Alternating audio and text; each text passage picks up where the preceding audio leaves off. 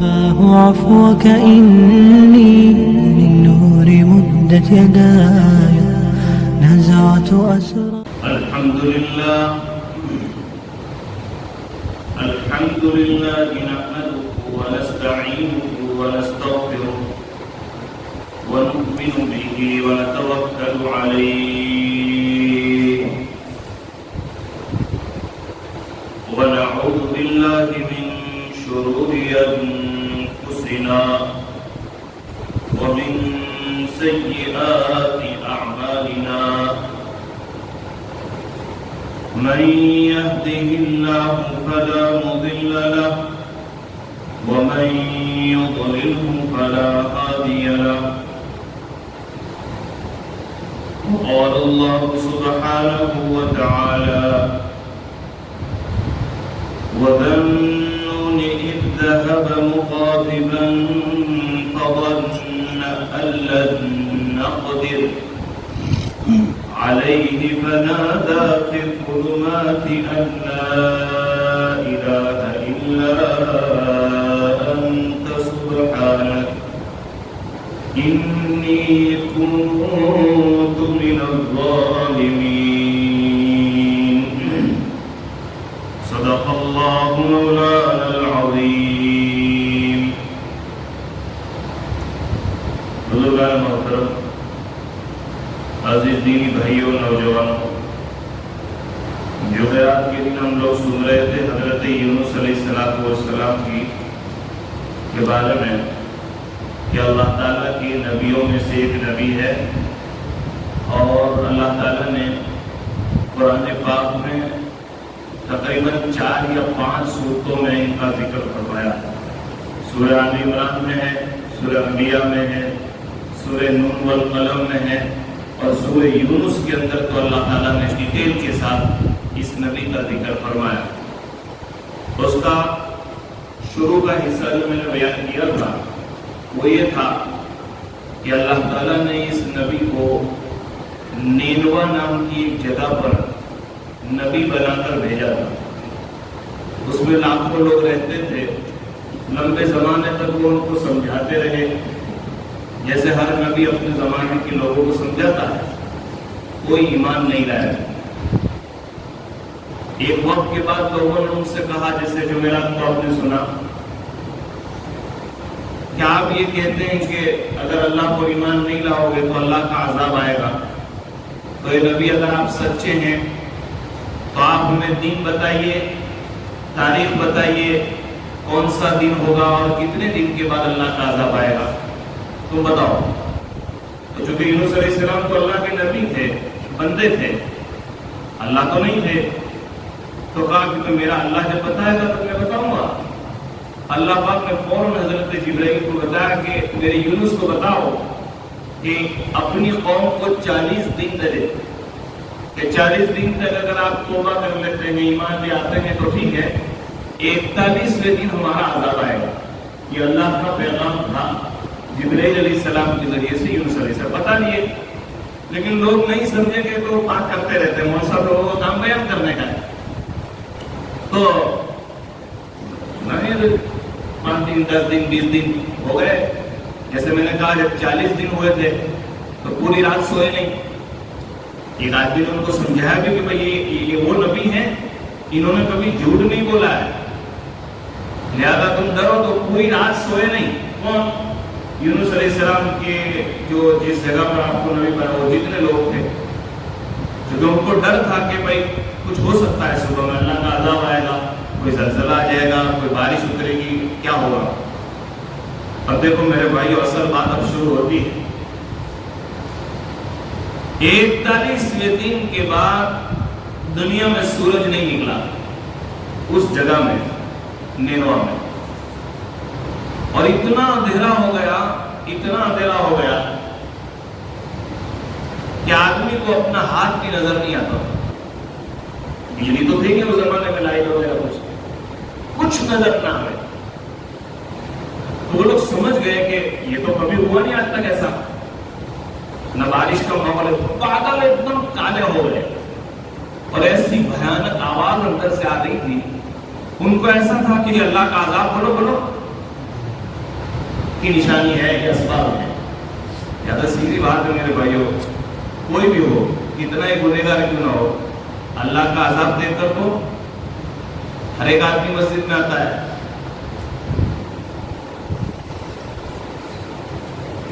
تکلیف میں تو اللہ کو یاد کرتے ہیں۔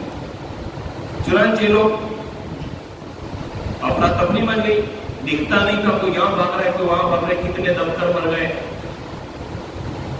لیکن اعلان یہ ہوا کہ کوئی جنگل میں جمع ہو جاؤ، ہم توبہ کر لیں، بھول ہو گئی ہے، ہم توبہ کر لیں۔ کئی لوگ جمع ہوئے، جانوروں کو لے گئے، چھوٹے بچوں کو لے گئے، یہاں تک بات ہوئی تھی نا اپنی جمعرات۔ اب وہ پہنچے وہاں پورے جنگل میں، ہزاروں کی تعداد میں، کچھ دکھتا نہیں کون کہاں کھڑا ہے، فقط رو رہے وہ لوگ، اتنا روئے کہ کتنے آدمی رو رو کر رہے۔ آدمی کو اپنی موت نظر آ رہی تھی، جب ہم یہ تو آسمان ٹوٹ پڑے گا، کچھ بھی ہوگا ہے، یہ سمجھ پڑ گئی کہ نبی کی بات سچی ہو رہی ہے۔ اور یونس علیہ السلام کو معلوم تھا کہ اللہ کا عذاب آنے والا، تو وہ بستی چھوڑ کر تھوڑے دور ہٹ گئے تھے۔ اس لیے میرے بھائیوں، یوں فرمایا جس جگہ پر گناہ ہوتا ہو اس جگہ میں بھی نہ بیٹھے۔ آقا صلی اللہ علیہ وسلم اپنے صحابہ کے ساتھ کتنے سفر میں ایسے واقعات ہیں کہ نکلے آپ سفر میں تو بعض جگہ ایسی تھی، قوم لوط اور قوم ثمود، کہ جن پر اللہ کا عذاب ہزاروں سال پہلے آیا تھا۔ آپ نے فرمایا صحابہ سے یہاں کوئی کھڑا نہ رہے، جلدی سے نکل جاؤ یہاں سے، اس لیے کہ ایک مرتبہ اس جگہ پر اللہ کا عذاب اترا ہے۔ چنانچہ یونس علیہ السلام آ گئے، بہرحال وہ بہت روئے، اور اللہ تو اللہ ہے یار، اللہ نے معاف کر، اللہ نے پوری قوم کو معاف کیا، کلمہ نہیں پڑھا ابھی تک، خالی معافی کے بھول ہو گئی، اللہ ان کو کچھ سمجھ نہیں پڑا۔ اللہ تعالیٰ یعنی ان کو کچھ خبر نہیں ہے، فقط معافی کے کوئی خدا ہے اور کوئی عذاب اتر رہا ہے، معافی مانگی، اللہ نے معاف کر دی بس، اور عذاب کرنا شروع ہوا، سورج نکل گیا، سب دکھنے لگے، اور لوگ روتے روتے واپس اپنے گھر آ گئے۔ یونس علیہ السلام کو کچھ پتا نہیں، وہ تو باہر چڑھ گئے، ان کو کچھ پتا نہیں۔ اسی لیے فرمایا روح المعانی میں، ایک آدمی سچے دل کے ساتھ جب معافی مانگتا ہے، دیکھو سچے دل کے ساتھ کہ آئندہ وہ گناہ نہیں کرے گا، یہ چھوڑ دے رہا ہوں، اس کے بعد اپنے دل میں ایسا وسوسہ بھی نہیں آنا چاہیے کہ میری دعا قبول ہو گئی، اللہ نے کہا ہے تو پھر مایوس ہونے کی کیا ضرورت ہے، لیکن حقوق العباد ہے تو وہ دینے پڑیں گے، نماز ہے تو پڑھنی پڑے گی، اور لین دین باقی ہے تو وہ کرنا پڑے گا، وہ تو اپنی جگہ پر۔ باقی اللہ کا نظام کیا ہے، آپ ایک واقعہ سناتا ہوں، آپ کے رونگٹے کھڑے ہو جائیں۔ ایک نباش آدمی تھا، نباش کہتے ہیں کفن چور۔ بعض لوگ یعنی کفن چوری کا بھی کام کرتے تھے پہلے لوگ، مردے کو دفن کرتے تھے، تھوڑی دیر کے بعد رات کو جا کر کفن نکالتے تھے اور اس کو بیچتے تھے۔ قبرستان میں بہت سارے کام ہوتے ہیں، اللہ ہماری حفاظت۔ پوری زندگی وہ آدمی کفن چوری کا کام کرتا تھا۔ حدیث میں بڑھاپے کے زمانے میں اس نے اپنے لوگوں کو یوں کہا کہ دیکھو اب میرے مرنے کا وقت ہے، تم کو پتہ نہیں میں کون ہوں، کسی کو پتہ نہیں تھا، اگر میں مر جاؤں تو مجھے جلا دینا اور میری راکھ کسی سمندر میں ڈالا۔ مسلمان لوگوں نے کہا کہ ایسا کیوں؟ کہا کہ وہ تم نہ پوچھو، میں جو کہہ رہا ہوں وہ تم کرو، میں مر جاؤں تو تمہیں مجھے دفنانے کا نہیں، مجھے جلا دو اور جل کر جو راکھ ہوگی اس کو کسی سمندر پانی میں ڈالو۔ لا اس کی وصیت تھی، لوگوں نے ایسا ہی کیا، نباش کو، کفن چور کو جلا دیا اس کے مرنے کے بعد اور کسی سمندر میں راکھ ڈال دی۔ حدیث پاک میں آتا ہے اللہ تو اللہ ہے، اللہ ہے الذی خلق الموت والحیات لیبلوکم ایکم احسن عملا، وہ ذات جو مردے کو زندہ کرتا ہے اور زندہ کو مردہ کرتا ہے۔ اور اللہ کیا سمجھتے لوگ، جل گئے، جانور کھا گئے, سمندر میں ڈوب گئے, رات ختم ہو گئی تو اللہ زندہ نہیں کر. اللہ کے لیے کیا مشکل ہے؟ جو اللہ اپنی ماں کے پیٹ سے پہلی مرتبہ زندہ کرنے پر قادر ہے میرے بھائیوں, وہ اللہ دوسری مرتبہ, کمپنی کوئی چیز بناتی ہے تو پہلی مرتبہ تکلیف ہوتی ہے, لیکن جب کمپنی کسی پروڈکٹ کو باہر نکال دیتی ہے تو دوسری مرتبہ اس کو تیار کرنے میں کوئی تکلیف نہیں ہے. وہ تو ہزاروں سیمپل نکالتی ہے, پہلی مرتبہ تکلیف ہوتی ہے. اللہ کے لیے کیا مشکل؟ ارے حدیث پاک میں ہے حفاۃً عراۃً غرلا, کہ جب آدمی میدان محشر میں اپنی قبر سے اٹھے گا تو ننگا ہوگا, ننگا سر, پورے بدن پر کپڑا نہیں. اور بچپن میں جب ختنہ کرتے ہوئے جو چمڑی کاٹ لی جاتی ہے, لیکن جب وہ اس کو اٹھائیں گے اللہ پاک قبر سے, پیدا ہوا تھا انڈیا میں, قبر بنی امریکہ کینیڈا میں, تو کینیڈا کے قبرستان سے اٹھے گا تو وہ چمڑی جو اس کے ماں باپ نے ختنہ کے وقت انڈیا میں کاٹی تھی, وہی چمڑی اللہ کینیڈا کی قبر سے نکالے گی. دوسری لائن, وہی چمڑی. یعنی بھائی ماں کے پیٹ سے جو بچہ نکلتا ہے تو وہ چمڑی کے ساتھ پیدا ہوتا ہے نا, تو اسی چمڑی کے ساتھ قیامت میں اٹھائے جائیں گے. پورے جسم اور پورا جسم ہوگا.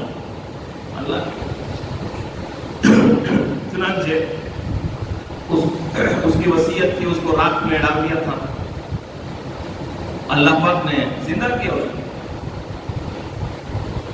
اور اللہ کے دربار میں سے اعلان ہوا فرشتوں کو کہ اس نباش کو, کفن چور کو ہمارے دربار میں حاضر کیا جائے. کفن چور کو ہمارے دربار میں حاضر کیا جائے. اللہ پاک ایک حدیث پاک سنی کہ اللہ پاک قیامت کے ایک بندے کو بلائیں گے اور بلا کرے کہیں گے ادھر. وہ تو کروڑ آدمی ہوں گے, نبی سب, ماں باپ سب ہوں گے نا. تو بندہ دور, اللہ پاک اور قریب ہو, ایک دم قریب بلائیں گے اللہ پاک, اور اللہ پاک اس کے کان میں کہیں گے, کسی کو پتا نہیں چلے گا, کیونکہ اس کے کان میں کہیں گے اللہ پاک دیکھ تو یہ گناہ کرے, یہ کرے, وہ کسی کو پتا نہیں.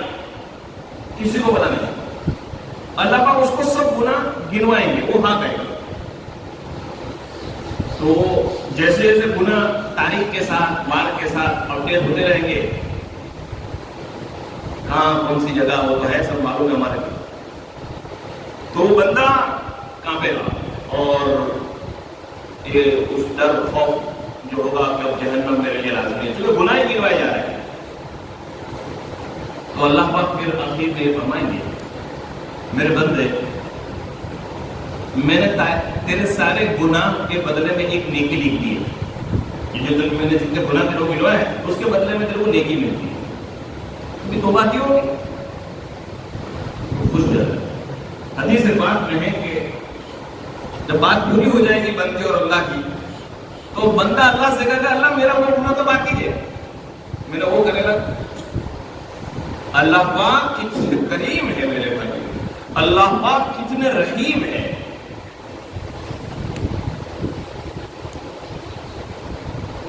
یہ نباش کو اللہ بلائیں گے, یعنی کفن چور کو, اور پوچھیں گے کہ بھائی تو نے یہ کیا تھا. بالکل میں نے کیا, میں کفن چور. وہاں تو کوئی راستہ ہی نہیں ہے. آدمی جھوٹ بولے گا تو زبان بند ہو جائے گی, اليوم نختم على افواههم وتكلمنا ايديهم وتشهد ارجلهم بما كانوا يكسبون. ہاتھ بولے گا, پیر بولے گا, سب بولیں گے. لہٰذا وہ اقرار کر لے گا کہ اللہ میں کفن چوری کرتا ہوں. اچھا تم کفن چوری کرتے ہو, تو تم نے یہ وصیت کیوں کی مرتے وقت کہ مجھے جلا دینا اور راکھ کو سمندر میں ڈال دینا. اگر مسلمان کیسا بھی ہوگا, آدھا بھی جل جائے مولانا پر تو پھر اس کو کپڑے میں لپیٹ کر دفنائے تھے جنازے کی نماز. آدھے سے زیادہ پر تو نہیں, لیکن اگر زیادہ حصہ سلامت ہے تو ہے نا کہ جنازے کی نماز بھی پڑھی جائے اور اس کو دفنایا جائے, باقاعدہ غسل دیا جائے. مسلمان یہ تو چاہیے نا آخر میں کتنا ہی گنہگار ہو کہ وہ اس کو غسل دو, جنازے کی نماز پڑھو, مسلمانوں کو قبرستان میں دفناؤ. ایسا کیوں کیا تم نے؟ سننا ہے, دھیان سے یاد رکھنا. اللہ کس کو کہتے ہیں؟ اللہ کس کو کہتے ہیں؟ فرمایا وہ بندہ اللہ سے کہے گا کفن چور کے اللہ بات میں نے اچھی زندگی کفن چوری کی, تو میں تو گنہگار آدمی ہوں، اور گناہ میں بھی کتنا خطرناک گناہ کہ میرے مردے کے بدن سے کفن نکلا. تو مجھے ڈر تھا اور مجھے خوف تھا کہ مجھے عذاب ہوگا اور میں خدا کے یہاں پکڑا جاؤں گا. مجھے خوف اتنا تھا کہ جب میرے بال سفید ہو گئے اور میری ہڈیاں کمزور ہو گئی اور میری آنکھیں کمزور ہو گئی تو میرے کو قبر کا خوف آتا تھا اور مجھے آپ کا ڈر لگ رہا تھا کہ اب مجھے تو پکڑ لیے جاؤں گا. تو میں اس ڈر کی وجہ سے کہ میں قبر میں جاؤں نہیں، اس لیے میں نے میرے لوگوں سے کہہ دیا تھا کہ مجھے قبر میں رکھنا، مجھے جلا کر راکھ کر کے سمندر میں ڈال دینا تاکہ قبر کا مسئلہ نہیں ہو. بس میں نے اپنی سوچ سے ایسا کہا تھا، لیکن آپ نے اپنی قدرت سے مجھے زندہ کر دیا. اب میرے پاس کوئی راستہ نہیں. بات پوری ہو گئی. اب بتاؤ انصاف کیا ہے؟ یہاں بات آپ سمجھ رہے میری بات؟ اب انصاف کیا ہے؟ ٹھیک ہے، تم نے اپنی سوچ سے کیا چلو جہنم میں، تم نے کفن تو چوری کی ہے. اللہ پاک فرمائیں گے ہاں میرے بندے تو نے پوری زندگی گناہ کیے، کفن چوری کیے. وہ اچھا جو آدمی کفن چوری کرتا ہو اور دوسرے کون سے گناہ نہیں کرتا ہوگا، یہ بھی سمجھ میں آ رہا ہے اس سے؟ اللہ پاک اس کو معاف کر دیں گے اور اللہ یہ کہیں گے، پوچھا جائے گا فرشتے کہ اللہ پاک آپ نے اس کو معاف کر دیا؟ فرمایا میں نے اس لیے معاف کر دیا، اس نے کفن چوری کی. لیکن آخر میں جب اس نے وصیت کی تو وصیت کے ڈیپ میں جاؤ. وصیت جو اس نے کی نا کہ میرے کو جلا دینا اور یہ کر دینا، وہ کیوں؟ وہ میرے ڈر کی وجہ سے، وہ میرے خوف کی وجہ سے. اس کی وجہ سے کہ اللہ کو منہ دکھانا ہے. تو ڈر، بس اتنی چیز میرے لیے کافی ہے. ایک لمحے کے لیے اللہ کا ڈر پیدا ہو گیا. اس لیے فرمان مولانا یہ بات میں بہت قیمتی سنا رہا ہوں، دماغ میں لکھ لینا آپ کو. گناہ ہو جانے کے بعد آدمی کے دل میں احساس ہو، فیلنگ ہو کہ یار مجھ سے غلط ہوا ہے. اب کیا ہو رہا ہے کہ گناہ کرنے کے بعد احساس بھی ختم ہو رہا ہے. آدمی کے دل میں کبھی نماز گئی، روزہ گیا، ماں باپ سے بات چیت نہیں ہے، یہ ہے وہ ہے، احساس بھی نہیں رہا. وہ بندہ کفن چھوڑ رہا لیکن احساس تھا اس کو کیا تھا کہ یار میرے سے بہت گناہ ہو. بس اس پر اللہ نے معاف کی.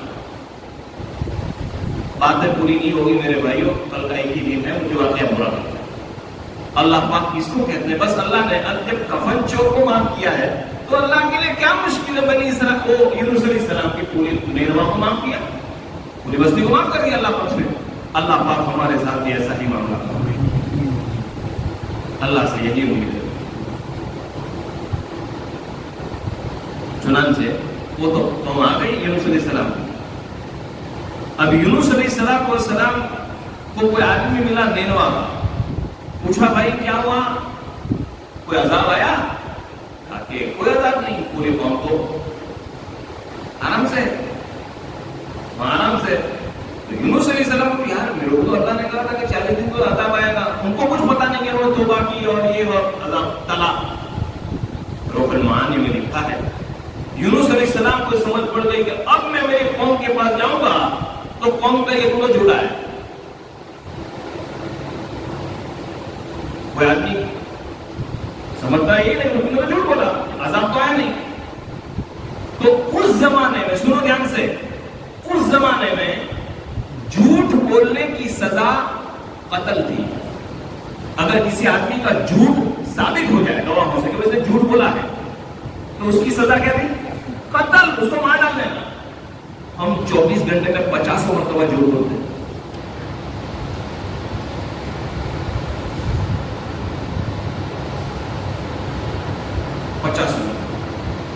جھوٹ کی سزا قتل تھی. یونس علیہ السلام کو خبر تھی، اس لیے یونس علیہ السلام نیروا نہیں آئے کہ قوم تو مجھے مار ڈالے گی. اس لیے وہ اللہ تعالیٰ نے بھی ان کو بتایا نہیں کہ میں توبہ قبول ہو گئی ہے. وہ اللہ کی ساری حکمت ہے. دیکھو کیا ہو رہا ہے، مستی چھوڑی. اسی لیے فرمایا منافق کی 3 نشانی ہے. منافق آیت المنافق کی ثلاث، اذا حدث كذب واذا وعد اخلف واذا اؤتمن خان. جب بات کرتا ہے تو جھوٹ بولتا ہے. منافق بات کرے گا جھوٹ بولتا ہے، وَإِذَا وَعَدَ أَخْلَفَ، اور جب وعدہ کرے تو وعدہ نبھاتا نہیں. وَإِذَا اؤْتُمِنَ خَانَ، اور جب امانت رکھی جائے تو امانت میں خیانت کرتا ہے. میرے بھائیو بات میں جھوٹ، بچے کے ساتھ، دروازے کے ساتھ، روزی میں. اچھا مجھے بتاؤ کہاں جھوٹ نہیں ہے؟ ایک گیرج میں کام کرنے والا، سائیکل کام کرنے والا، دکان، کپڑے کا تاجر، جگہ جگہ جھوٹ. حضور صلی اللہ علیہ وسلم ایک مذکورات کے گھر گئے صحابیہ کے مکان پر. تو صحابیہ نے دیکھا کہ میرا بچہ باہر کھیل رہا ہے. کہا کہ بھائی بیٹا بیٹا جلدی آؤ، حضور صلی اللہ علیہ وسلم گھر میں آئے ہیں، دعا دیں گے، جلدی کرو. تو بچہ نہیں آ رہا تھا، بچہ کھیلنے میں تھا. تو انہوں نے، ماں نے کہا بیٹا گھر میں ہمیں کھجور دوں گی تیرے کو، ہم دے دیں چاکلیٹ؟ ہمیں چاکلیٹ نہیں.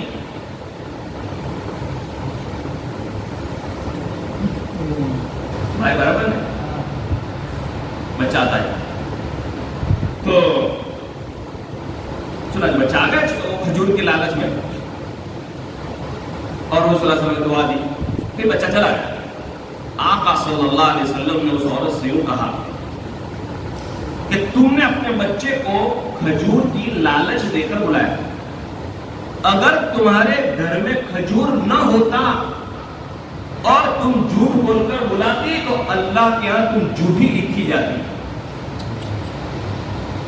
یہ چھوٹے بچے کے ساتھ ہم اس کو کیا سمجھتے ہیں؟ بول گئے. یعنی آدمی اپنی اولاد کے ساتھ بھی جھوٹ نہیں بول سکتا. ایک آدھ دو جگہ پر اسلام نے جھوٹ بولنے کی اجازت دی. میاں بیوی میں جھگڑا ہو گیا، میں شوہر کے پاس جاؤں کہ بیوی تو آپ کے بارے میں بہت اچھی بات کرتی ہے، ایسا کچھ نہیں، حالانکہ ایسا نہیں ہے، تاکہ میری اس بات سے اس کے دل میں اپنی بیوی کی محبت پیدا ہو. یہ جانبین کے اندر جو مسئلہ ہوتا ہے وہاں ہے.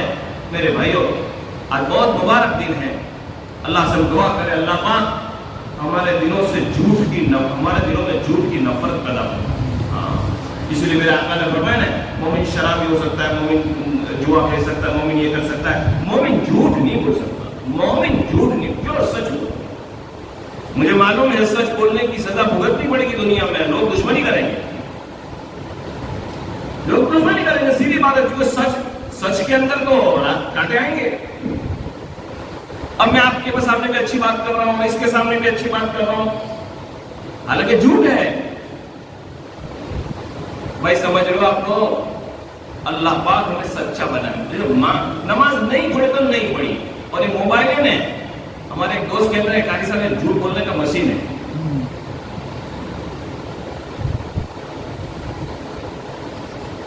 پوچھتے ہیں عزیز بھائی السلام علیکم، کہاں چھو؟ باہر نکلو. اور لوگوں کو بھی عادت یہ ہوتی ہے، وہ پوچھتے ہیں کہاں ہو؟ ارے بھائی آپ کو یہ پوچھنے کی ضرورت نہیں ہے، آپ کو کام کیا ہے؟ ہر وقت آدمی کہاں ہے وہ آپ کو بتلا نہیں سکتا. وہ اپنے گھر میں کام کاج میں، اس کو ہم جھوٹ بلوا رہے ہیں. جھوٹ بولو.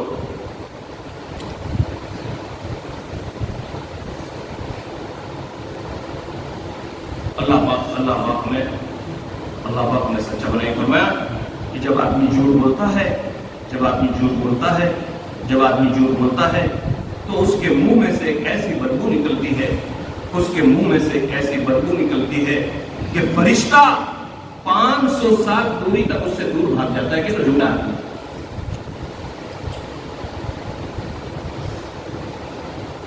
عدالتوں میں کیا ہو رہا ہے؟ جو آدمی مجرم نہیں وہ مجرم بن گیا، اور جو آدمی مجرم ہے وہ باہر ہے. کیوں؟ جھوٹی گواہی مل جاتی ہے نا. ایک چائے پلاؤ یار مولانا، ختم بات.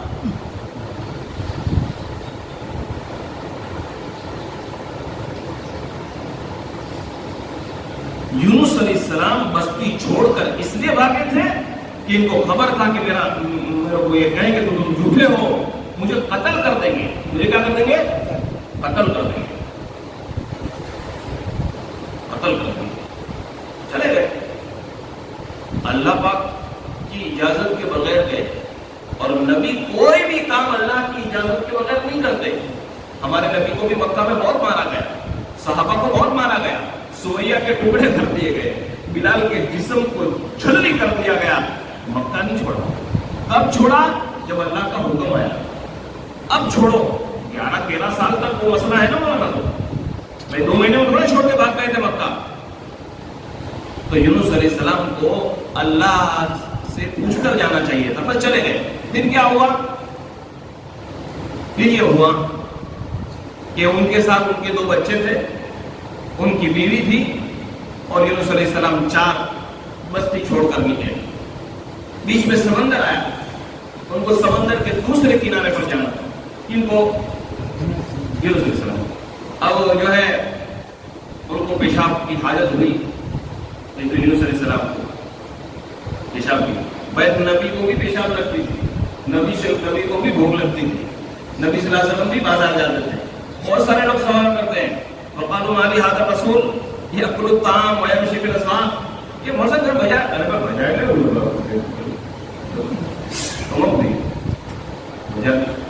یہ تو یہ کوئی ایسا نہیں کہ آدمی بہت بڑا ہو جائے تو بازار نہیں آ سکتا, وہ چھوٹا کام نہیں کر سکتا. مکہ کے لوگوں نے بھی ہمارے نبی کو نہ کہا کہ ہم اس کو نبی نہیں مانتے. کیوں نہیں مانتے؟ يأكل الطعام ويمشي في الأسواق, کہ یہ تو کھانا بھی کھاتے ہیں, بازار بھی جاتے ہیں. تو اس میں کیا ہوا؟ اس لیے انہوں نے نبی نہیں مانا. ما لهذا الرسول, یہ رسول کو کیا ہو گیا؟ کھانا کھاتے ہیں, استنجا کرنے جاتے ہیں اور بازار جاتے ہیں. بعد یونس علیہ السلام کو پیشاب لگی. وہ بچوں کا کہ تم ٹھہرو میں آتا ہوں. بیچارے کہیں جنگل میں گئے پیشاب کرنے کے, پردہ نہیں تھا تو دور چلے گئے. بس وہاں سے ایک بادشاہ کا گزر ہو رہا. بادشاہ اپنے قافلے کے ساتھ, فوج کے ساتھ, تو دیکھا کہ وہ خوبصورت عورت پکڑ لیا. انہیں وزیر نے کہا کہ پکڑو اسے, کہا کہ بچوں کو رہنے لگے. چنانچہ عورت کو حضرت یونس علیہ السلام کی بیوی کو گندے ارادے سے پکڑ کر بادشاہ لے گیا. یونس علیہ السلام آیا تو کہا, پوچھا بچوں اپنی کہاں ہے؟ فرمایا کوئی لوگ آئے تھے ابا, ہمارے پاس امی کو بچانے کی وجہ کر لی. یونس علیہ السلام نے آہ واویلا نہیں کیا تھا. وہاں یونس علیہ السلام کی زبان سے سب سے پہلی بات جو نکلی تھی مولانا وہ یہ تھی, اللہ میری آزمائش کا ٹائم شروع ہو گیا. ان کو فوراً سمجھ پڑ گئی کہ میں جو بستی چھوڑ کر اللہ کے حکم کے بغیر نکلا تو اللہ کی پکڑ آ گئی. بس عورت کو لے کر چلے گئے. اب کیا کریں؟ اب سمندر کے دوسرے کنارے پر جانا تھا. کس کو؟ تو پیسہ نہیں, کشتی والے میں بیٹھا ہے کون؟ تو ایک بچے کو کہا کہ بھائی تم یہاں کھڑا ہے, میں بھائی کو دوسرے کنارے چھوڑ کے آتا ہوں, پھر تجھے لے جاؤں. واہ اکبر میرے بھائیو, اللہ نے نبیوں نے کیا کام کیا, کیا تکلیف آئی. آپ سنو گے تمہارا ایمان تازہ ہو گیا کہ اللہ کون ہے, اللہ کی طاقت کیا ہے. اس واقعے کے بعد یونس علیہ السلام نے اپنے بچے کو کندھے پر مولانا بٹھایا, سمندر میں جا رہے ہیں. آدھے سمندر میں گئے تو ایک جانور کے چیخنے کی آواز آئی, اور وہ تھا بھیڑیا. اور بھیڑیے نے یونس علیہ السلام کے وہ کنارے والے بچوں کو گلے سے پکڑ لیا. بچہ چلا رہا تھا. یونس علیہ السلام کے پاس بچانے کا کوئی راستہ ظاہر تھا نہیں. بچوں کو سمندر میں کیسے دوڑے؟ نظروں کے سامنے, نبی کی نظر کے سامنے بھیڑیا بچہ اٹھا کر گیا. کس کی بات کر رہا ہوں؟ کس کی؟ جس کا ذکر قرآن میں ہے, جن کے نام کی سورت اللہ نے پورے قرآن میں ایک اتاری ہے 11ویں پارے میں. نبیوں کے ساتھ چھوٹی موٹی تکلیف میں ایمان چھوڑ دے. چھوٹی موٹی تکلیف میں آدمی سچ چھوڑ دیتا ہے. چھوٹی موٹی تکلیف میں مسجد چھوڑ دے, کیا ہوگا؟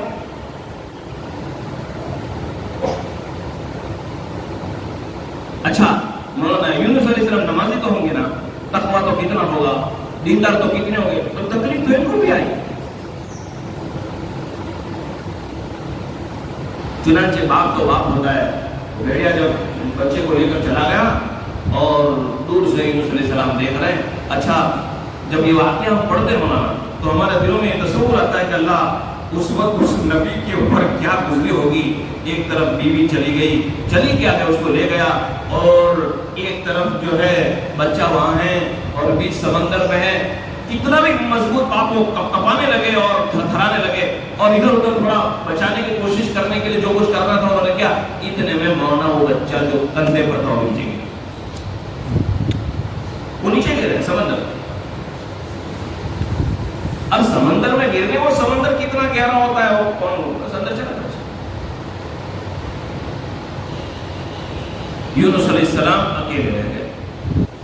ہم کو تو یہی خبر ہے کہ یونس علیہ السلام مچھلی کے پیٹ میں, کیا کس طرح گئے مچھلی کے پیٹ میں میرے بھائیو. اچھا بتاؤ سب کا ایمان تازہ ہوا نا آدھے گھنٹے میں؟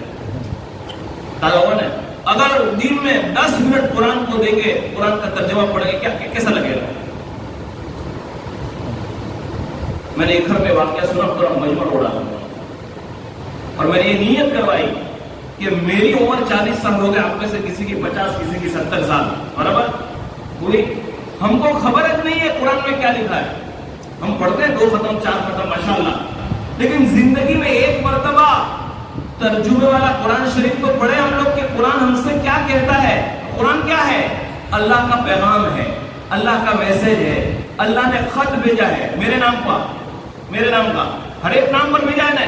تو ہماری زندگی, اچھا کوئی بات بتاؤ, کسی کے ساتھ جیسے میری بھائی کے ساتھ دوستی, برابر ہے, ہم دوست میسج سے لین دین کرتے ہیں, 2 دن 4 دن میں میسج کا جواب نہ دو, کتنا بھی ہوگا, کتنی محبت ہے, لیکن قاری صاحب میرا جواب کیوں نہیں دیتے؟ آپ کو 1 منٹ میں فون نہیں اٹھاؤ تو وہ اس کے دماغ کا بدبو ہے. 2 دن 4 دن میسج کا جواب نہیں دوں گا میں. اللہ نے 1450 سال پہلے میسج کیا ہے اور ہمارا کوئی جواب نہیں, ہم کو خبر ہی نہیں ہے. ارے یار, واٹس ایپ کے اندر جب پڑھتے تو گرین لائن آ جاتی ہے نا, تو آدمی کو سامنے والے کو تسلی ہو جاتی ہے کہ میرا میسج اس نے پڑھ لیا, میرا میسج پڑھ لیا. ہم نے کیا رپلائی دیا اللہ پاک کو؟ حالات نہیں بدلیں گے مولانا.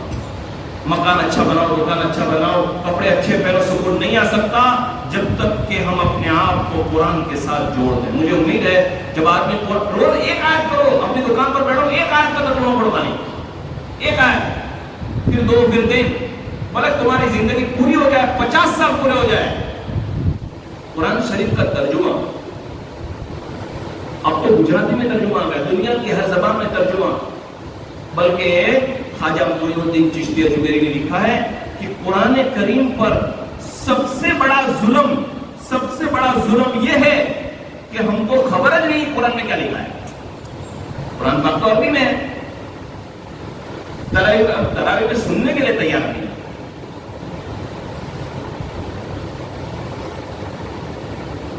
یونس علیہ السلام اللہ کی طرف متوجہ ہیں, نبی ہیں, 2 اولاد چلی گئی, بیوی چلی گئی.